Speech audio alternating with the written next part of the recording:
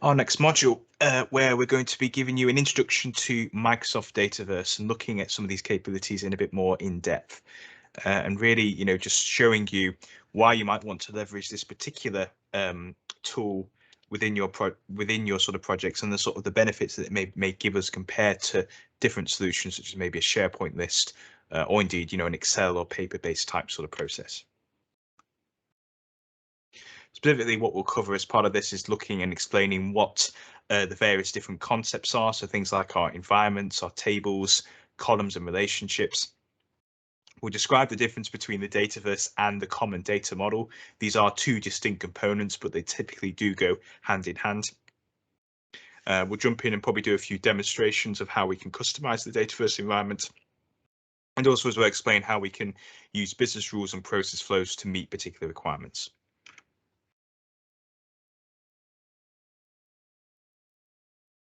So Dataverse, as we mentioned, is a cloud-based sort of database as a service solution that we can use to structure out a variety of different data types, and also as well use it as a way of being able to implement our business logic in a very sort of straightforward manner, whilst also maintaining the very highest sort of standards when it comes to security and compliance. So really what you've got here is, all of the benefits of a standard SQL Server database, but so much more on top of it. It's sort of like a SQL Server on steroids. So you may lose some capabilities when it comes to, okay, so you can't, for example, go off and, run custom scripts to be able to create things like store procedures or functions and things like that. But Dataverse allows you to create different sort of tables. It has a very expansive and easy to configure security model. You can create things like views very straightforwardly, common sort of logic. So really, it becomes a much faster and easier for us to actually build out certain type of solutions using Dataverse. And if we were to do the same using SQL Server, there's potentially a whole lot of other things that we'd have to do on top to get to a similar sort of standard. So you typically would need to evaluate the scenario that you're looking to build out, and do your own sort of analysis to confirm, what's going to be better for me, Dataverse or another data source. But I certainly would say that for most internal business applications and specific external facing apps, there will be a benefit and there will be some advantage for you to consider using Dataverse as opposed to SQL Server. So as I mentioned, this the underlying layer is of this platform is sort of hidden away from us. It is sort of managed and maintained by Microsoft. But what we do get with this is a database as a service product that is available globally, but can be deployed to a specific geography to comply with any potential data residency concerns. So for example, I could set up a Dataverse environment that's hosted in the UK. I could set up a Dataverse environment hosted in the US or in North Europe, in the Netherlands. There's a whole range of different options available to us that's going to based on excuse me, based on the scenario and the compliance needs of our particular project. And it's worth just emphasizing that this is a purely cloud only product. So we haven't got the option, for example, of being able to use Dataverse on premise at all. We can't install this on there. So as a result, we always need to make sure that we've got an active internet connection to be able to access and use it. There will be mechanisms within some of our Power Apps that we can use to account for offline based scenarios. But really, in order for data to be committed back into the Dataverse, we need to have that persistent online connection. So, when we start to use Dataverse, we hopefully have this nice sort of central repository for our business data. As we touched upon already, many of the Dynamics 365 customer engagement applications already use Dataverse. And we can very easily connect out into it using our Power Apps and our Power Automate.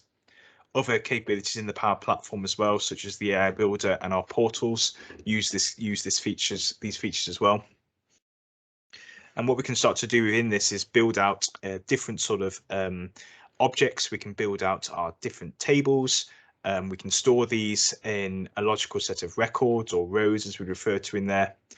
We can create different columns or fields to manage the individual data points that we're wanting to store for each, for each sort of object in there. and we can extend that out further by using things such as views and business rules as well, as and when the sort of need arises.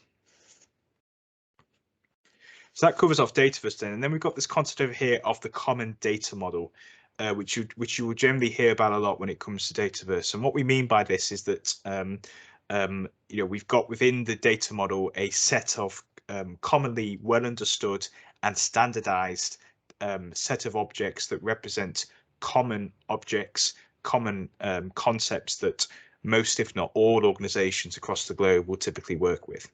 So, for example, in the common data model, we've got elements such as, for example, our accounts table to represent the companies that we work with. We've got our contact, we've got our product table. We've got table types covering our common sales scenarios, so things like lead and opportunity. A variety of different sort of types of tables that will come available with our Dataverse environment when we spin it up each time. And really, it's up to us in terms of whether or not we want to embrace and use those for a particular project, if there's a benefit to do so, or just ignore them completely. And the main benefit that this drives as part of this is that we know what to expect each time. If we're working across multiple projects or multiple Dataverse environments, we always know what to expect when we spin up an environment for the first time. There's not going to be any sort of surprises. We can hopefully introduce some efficiency in there. If we know that we've got maybe several different tables within the common data model that we could actually use in our project to meet our requirements, then we don't have to go in and build these out ourselves. We can just customize and just make modifications to suit our particular requirements. And then finally, as well, it makes it hopefully a bit more easier for us to, if we're looking to migrate away and into different systems or different vendors, then the common data model gives us that assurance that we're going to have that cross compatibility. So the common data model is an open source project, which is hosted on GitHub. It's part of the Open Data Initiative, and Microsoft has worked very closely with other companies such as SAP and Adobe to be able to define this out. So again, it's all about just hopefully making our lives a little bit easier when we're going in and when we're sort of working with Dataverses or multiple Dataverse environments, across different projects or different areas of our organization.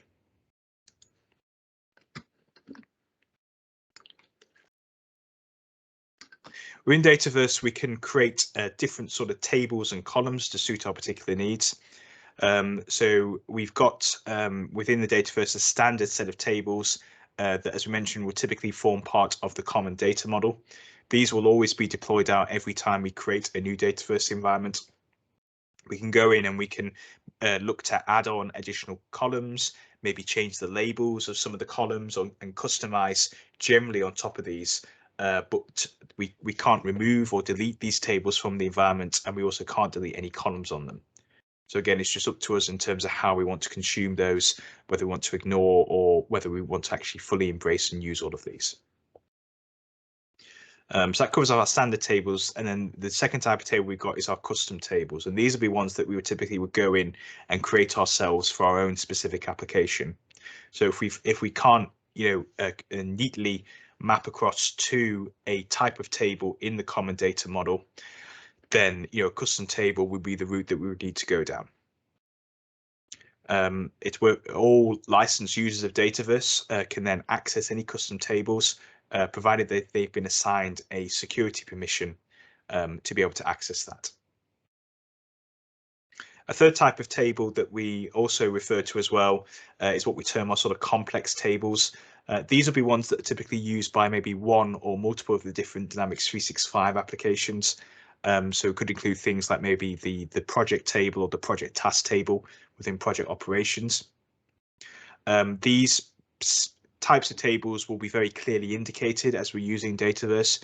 They'll typically have some form of they'll have a diamond icon on there, and an alert will appear to inform you that these require a specific Dynamics 365 license to leverage. So the only thing we just need to be aware of is that we take care in terms of how we're using that with our particular solution. Because if it is the case that it's a core part of our solution and we've not licensed our end users correctly, then we could start to see some real challenges when people start to use this particular table in our apps and services. So as I mentioned, we should drive as much as possible to use our standard tables as much as possible. if, for example, even if as an organization we refer to, the businesses that we work with as companies, then we should still use the account table, just rename the account table to companies, and then just take the columns and the fields that we want from that instead. It's going to save us a lot of time and effort, and it's going to ensure that we can build our solution a lot faster as well.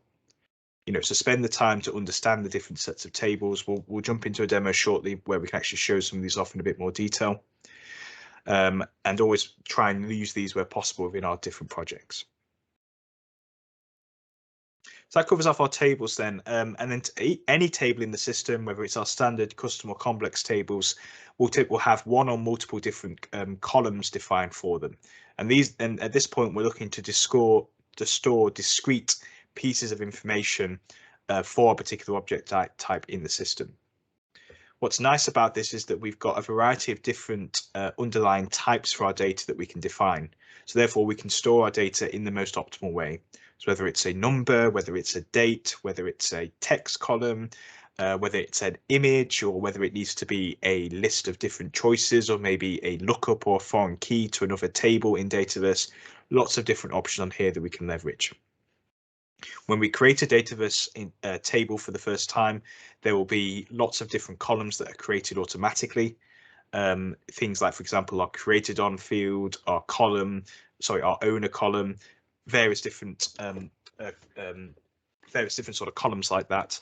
And again, it's really just up to us in terms of whether we want to leverage those or just to ignore them. Typically, they will have some benefit for our particular solution, and we'll see an example shortly in terms of the different types that will come when we create a table for the first time.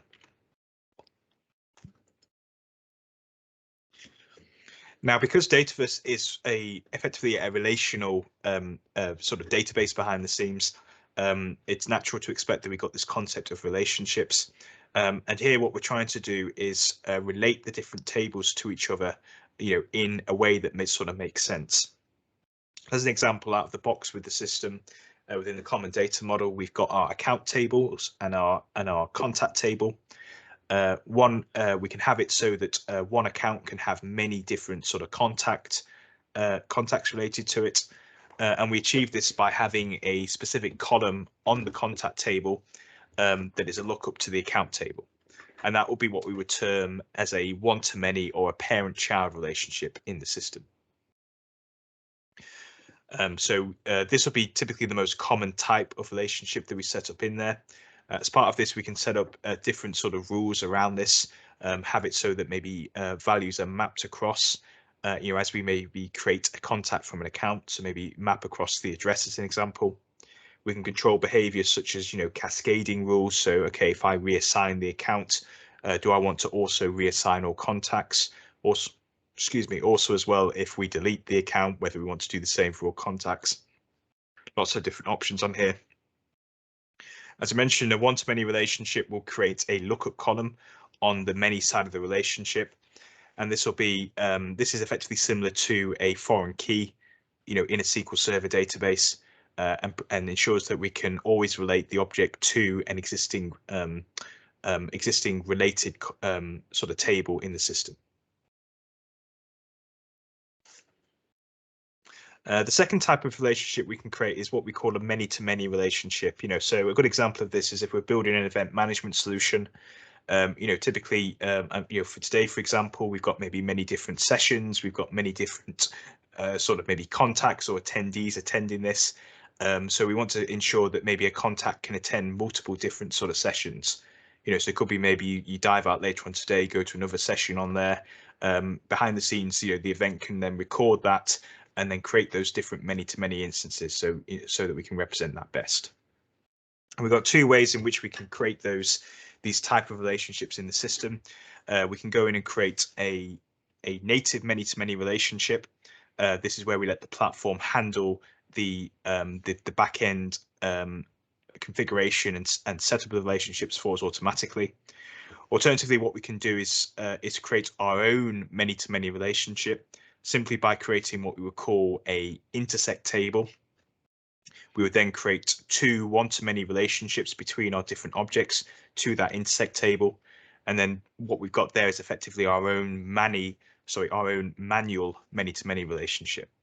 So there may be certain scenarios where it'll be prudent to do that as opposed to going in and building the and creating what we call a default many-to-many relationship. Okay, so all of this, sounds good, but it's probably going to be better if we actually just jump in and do a bit of a demonstration then. So I'm just going to open up my browser tab over here.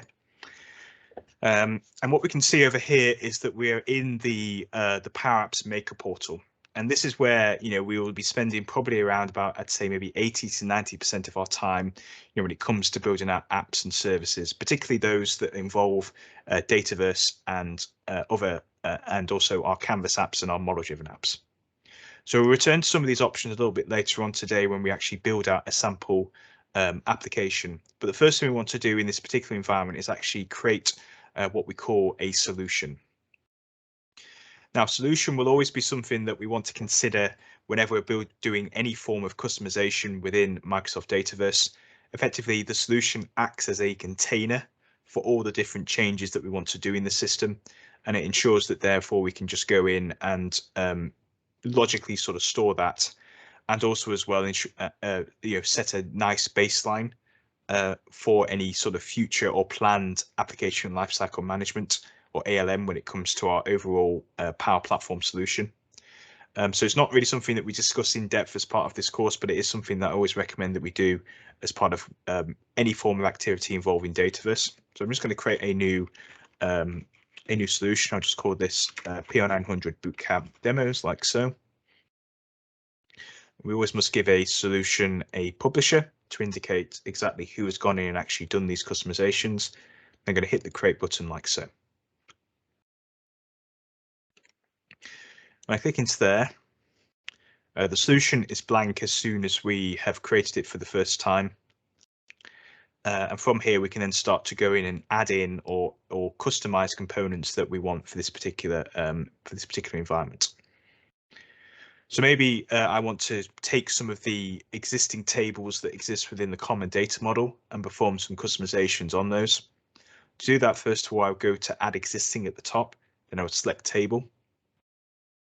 What we can then see down here is a list of all the different tables that have existed in the environment, and also as well all of our common data model tables. So typically we can distinguish between a custom table and a common data model table based on its name. Anything that has a sort of a prefix and an underscore will typically be custom, or typically be some other table type that's used by Dynamics 365 or some other service. But common table types in the data model include things like our account, we've got our business unit, contact, email, for activities, fax, various different table types like that. So again, these will always be present in our Dataverse environment.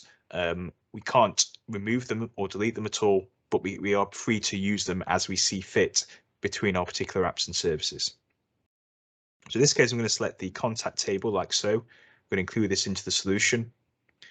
It's always recommended, if we're working with the common data model tables, that we just select the components that we want to maybe customize. So for example, I can include in and see all the different sort of columns that come out of the box with the contact table. So maybe I could add in something like, anniversary column, business phone, maybe the, other column types like that, and just add in the elements that I want to bespoke customize instead of everything. Otherwise, what will happen is that everything from the table and potentially components that are not factored in as part of our solution will then get pushed out in the future, and therefore maybe causes potential difficulties. So I can add that in like so. I can see I've now got the existing contact table in my solution. As we mentioned, we can customize or do some minimal changes on top of the common data model table and column types. So for example, I can maybe go into here and maybe change this from business phone, into main number as an example. But notice that I can't change things like the data type or the underlying name of the column. All of that is locked down for my purposes, or for us to do. From here, I can maybe go in and create some additional columns once this change has saved. Just give that a second just to finish.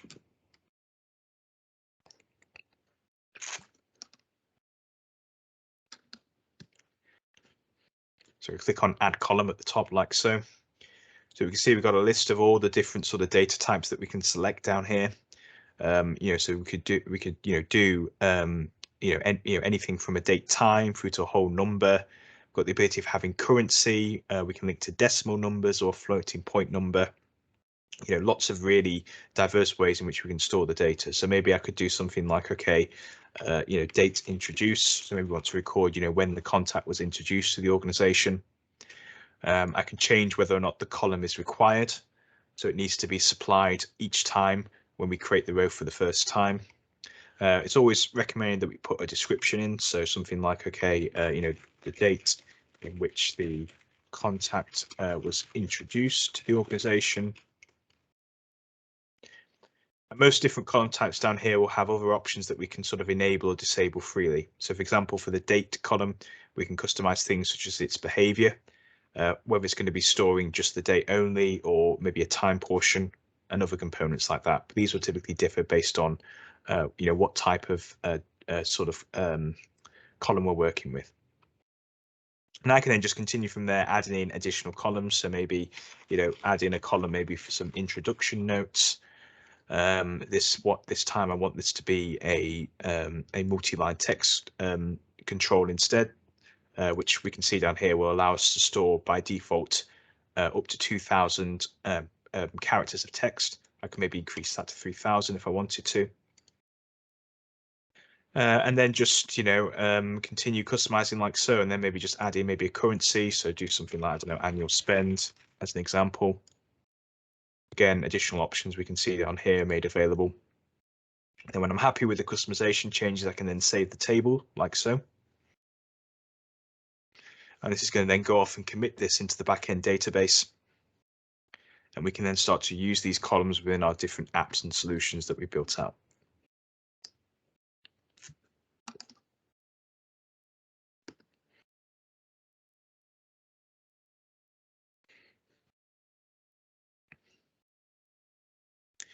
Now, as well as customizing our existing tables on here, we could actually maybe go in and create sort of new ones as well. So if I click on the All button at the top like so, I'm going to click on New down here, Table.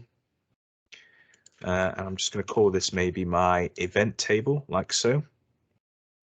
So whenever we're creating a new table in Dataverse, there's lots of different properties that we have to define for this.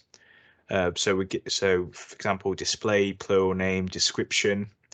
We've got the ability of being able to classify the table as either a standard or an activity table. In most cases, standard will be the one that we want to use. Other settings such as record ownership and whether we want to have maybe auditing enabled. All of this stuff is probably beyond the sort of the scope of discussion for this particular course, but it's worth just noting that we do have these diverse options available to us. We can also, change the display name of a particular column as well. So just call this maybe the title of the event instead. And we can change whether this is required or whether it's got a certain length of columns there, or whether the column has a maximum length, I should say. I can then click on the Save button to then go off and create this behind the scenes. I think I've got this already created, so I'm just going to add on something just to make it unique, so we don't have this problem.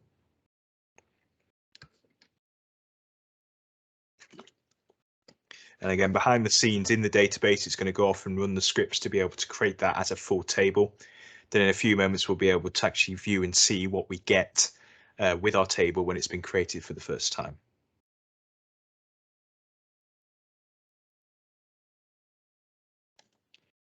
So we navigate into it and we'll see there'll be a set of different columns that we get automatically with the table. So we can see there's that primary name column that we defined earlier, but we also have columns such as created by, the owner, status and status reason. All of these come with each new custom table by default. And again, it's up to us in terms of whether we want to leverage these or not as part of our solution. Some of these can be of potential use or benefit to us.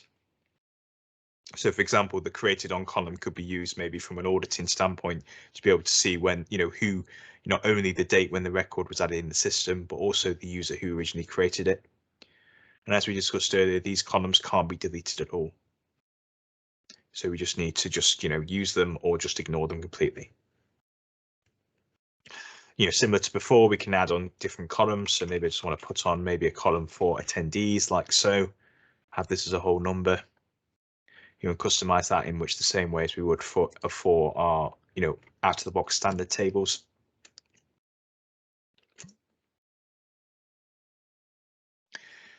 And then we can go in and maybe look to create different sort of relationships as well. So I'm going to, what I'll do here is I'll bring in an existing table, which I think I've got already with a relationship.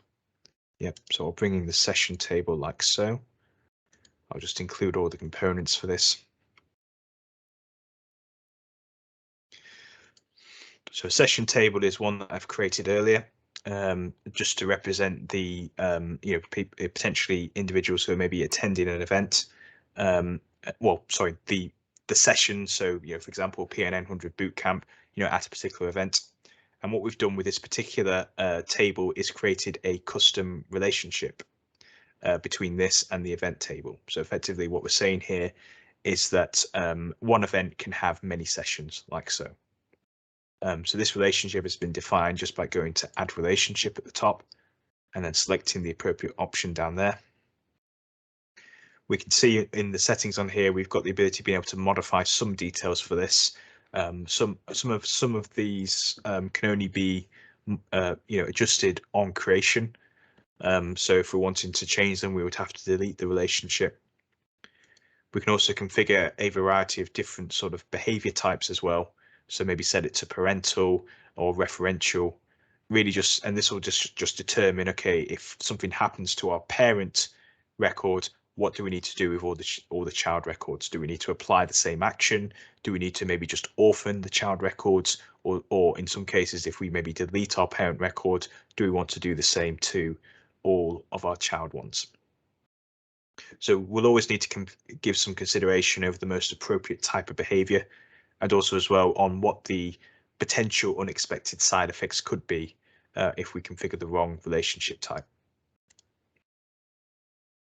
And then what we'll notice that with this particular many-to-one relationship, if we go to columns over here, we can see that it will automatically create a column of type lookup here, which is then effectively just our foreign key reference back to the event table. So hopefully, as you can see, it's very quick and easy to actually go in and start structuring out our Dataverse environment and to sort of extend things out further. So again, no specialist knowledge is really required to do this.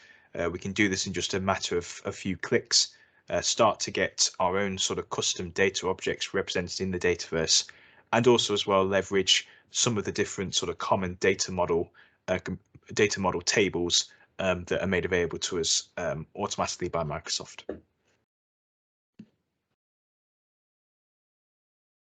So before we move on, does anyone have any questions at all?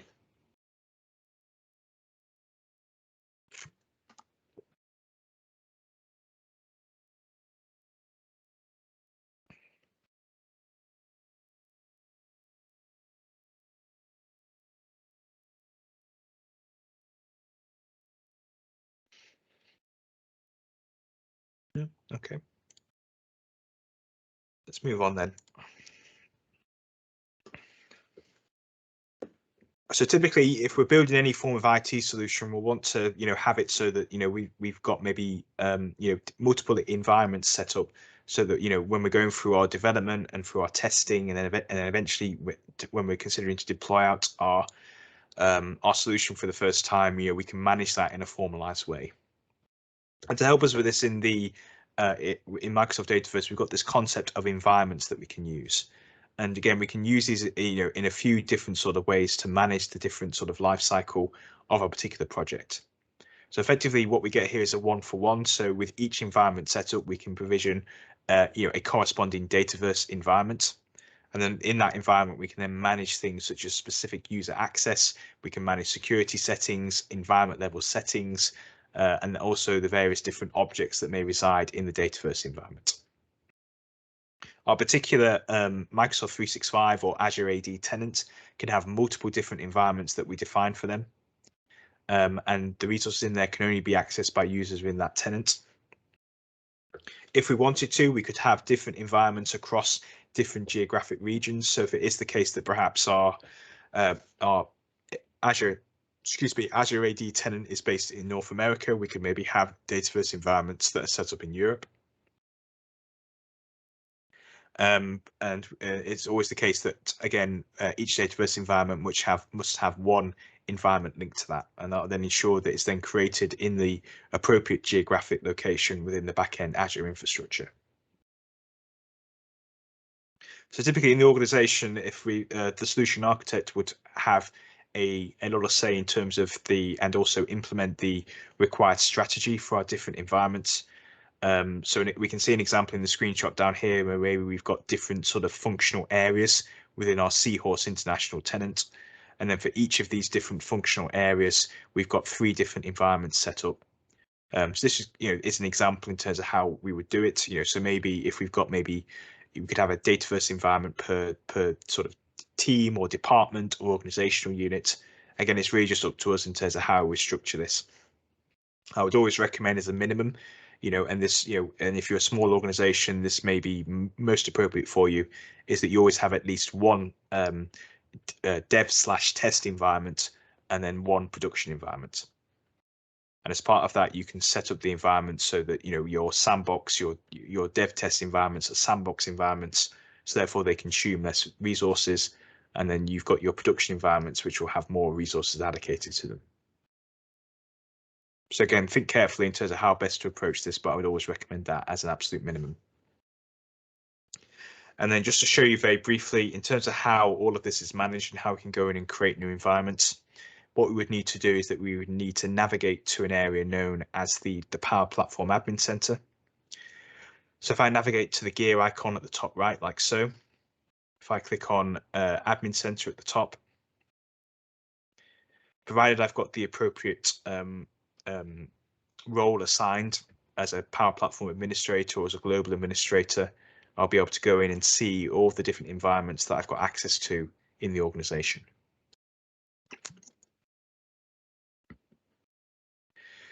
So we can see in this particular environment over here, I've got a few different environments set up. I've got a trial environment over here.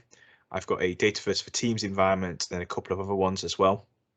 If I wanted to, I could go in and then set up new additional environments by clicking the new button at the top. So I could do maybe, for example, PL-900 demo as an example. I can set up my environment based on the most appropriate type, so maybe a sandbox or production. If I want to always ensure that I'm creating a Dataverse environment for that Dataverse database for this environment, then I need to tick that radio box down there. Then there'll be some additional settings on the next page that I need to configure. So things like, for example, I can set up the unique domain URL. I can configure my default currency, whether I want to deploy sample apps or data. I can also tie my environment to a Azure Active Directory security group. So this will ensure that we can better manage and control which users can access a particular environment. And then when I'm happy, I can click on save, and then in a few minutes, we'll see the new environment will be ready to go on the list. I can then navigate through into that. And from here, I can view high-level details about the particular environment. I could do things like, for example, maybe deleting the environment. There'll also be options to be able to back up the environment, maybe convert it into a production or back into a sandbox, vice versa. And each environment will have a variety of different sort of settings that we can configure. So it's not really for detailed discussion as part of this course, but for example, we can maybe go in and see what specific features are maybe enabled or disabled for the environment. So typically things like Power BI visualizations, Bing Maps integration, being able to use the tabular data stream service. These are common things that typically we need to go in and enable if we plan to use it. And the Power Platform Center would be our primary location for which we go in and manage that. So for those in the exam, don't concern yourself too much in terms of knowing all about this and knowing how to go in and change settings and things like that. This is moving into more sort of advanced sort of territory. What you do need to know and be aware of is the concept of environments, how they relate to Microsoft Dataverse. and also as well, have an appreciation in terms of the potential approaches that we can use when structuring out our different environments. So any questions on that then before we move on?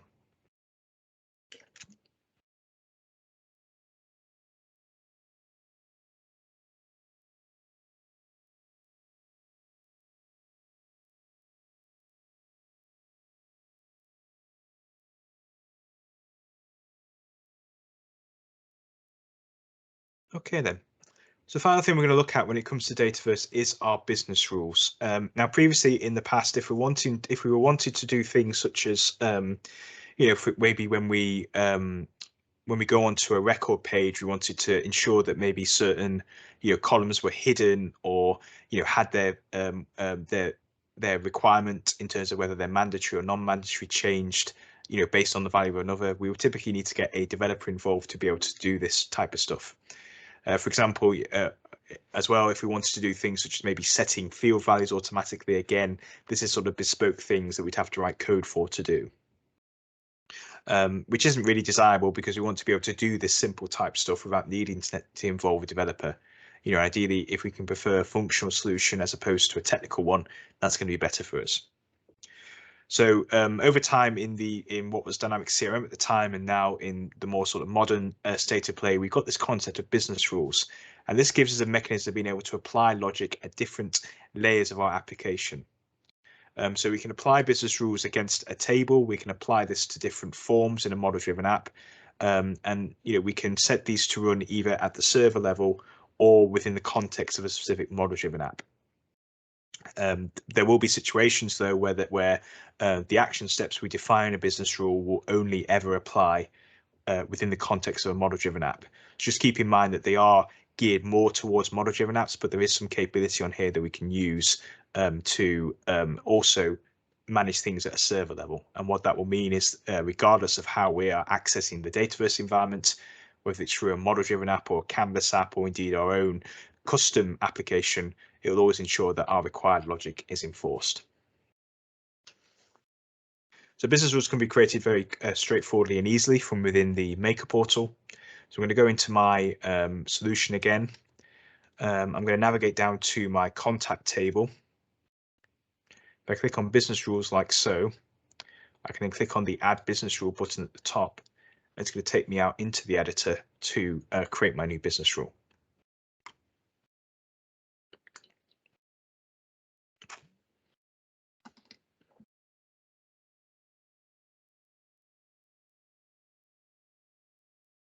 Can sometimes take just a few moments.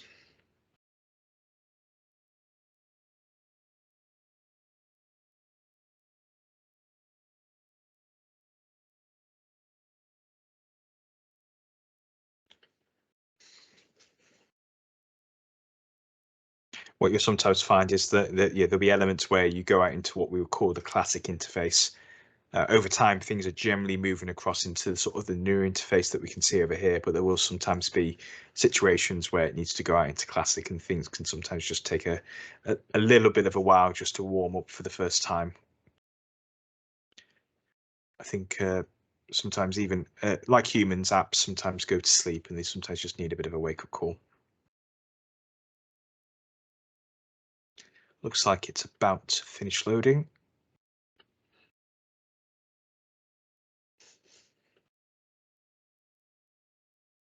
Just give it another few seconds.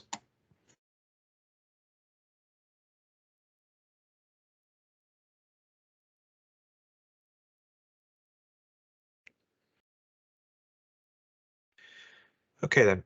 So with business rules, we get a nice sort of design type sort of window that we can use to build out the logic. So I'll just give this just a name first of all. So PL-900 business rule demo. And business rules work on the basis of conditions, and we always must have at least one condition within our business rule. And then based on that, we can then define the required logic that we want. We can maybe evaluate additional conditions just by maybe dragging them onto the view like so, and effectively just apply the required logic that I want. I'm just going to hit the delete key just to remove that, so we can just work with a single condition for this.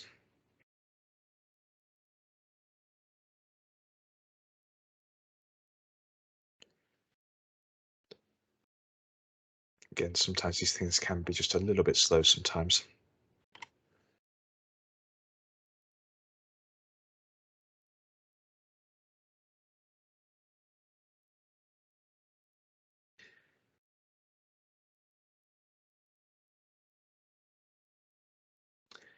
Now is an excellent time for questions, if there are any.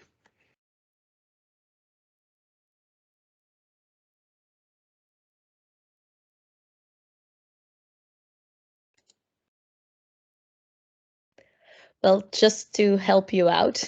Yeah. No, just a question. I'm a conversation designer, and I was wondering, oh, like now it's working. Yeah. Now, how it would work together with Power Virtual Agents, because the developers never let me do that stuff, which I totally understand. But whenever you might have the possibility to have a link or something, would be nice. Yeah, so we're going to be looking at Power Virtual Agents later on today and some of the ways in which we can integrate that with flows and things like that. So I'll try and dig out a link during the break, perhaps for some stuff on that. But yeah, hopefully, if we'll do the demo later on, and if there's any questions, then yeah, we can maybe dip in a bit further, if that's okay. Okay. Thank you so much. That's very nice. No problem. Right. Okay. So that saved us then. So it's all working now. So let's continue. So we have the concept here in our business rules of conditions. A condition will typically need to evaluate based on a specific column that we've got here in the Dataverse table. So for example, I can maybe do something such as maybe, okay, if the, let's just find a column, maybe if email contains data as an example, I could have this as my condition. It's always useful just to also give this a name. So email contains data.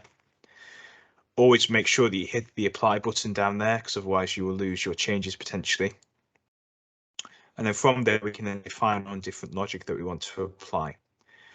So recommendation, lock, unlock, and show error message, and also set visibility will apply in the context of a model-driven app only.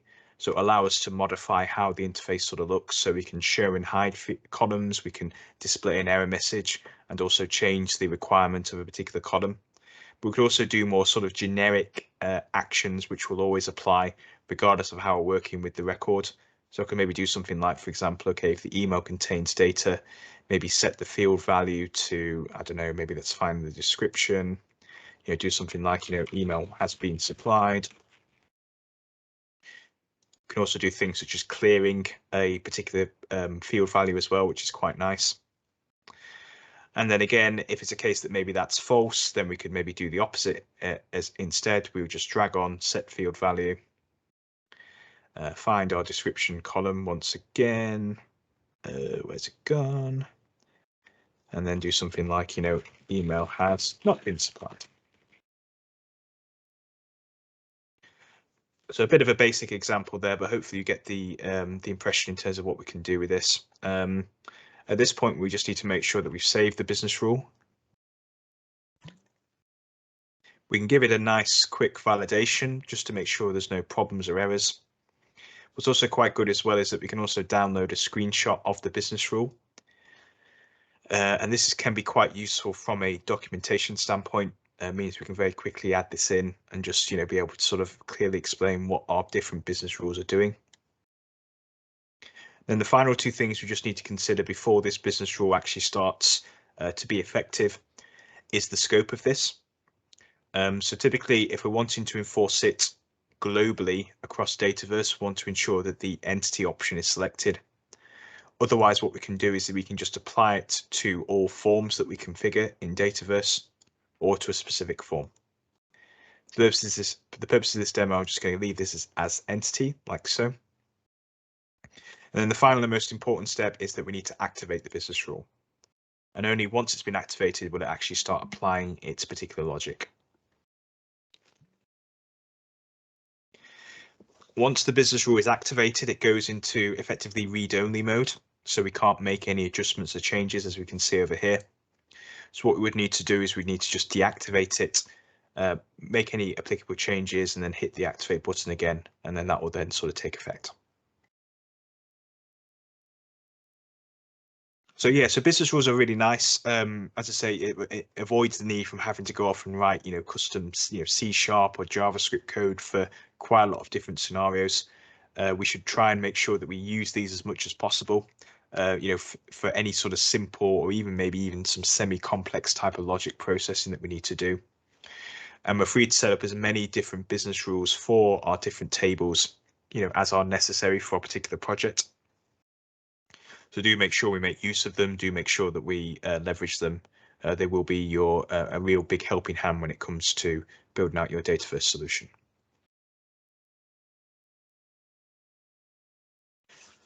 All right. So does anyone have any questions then on business rules?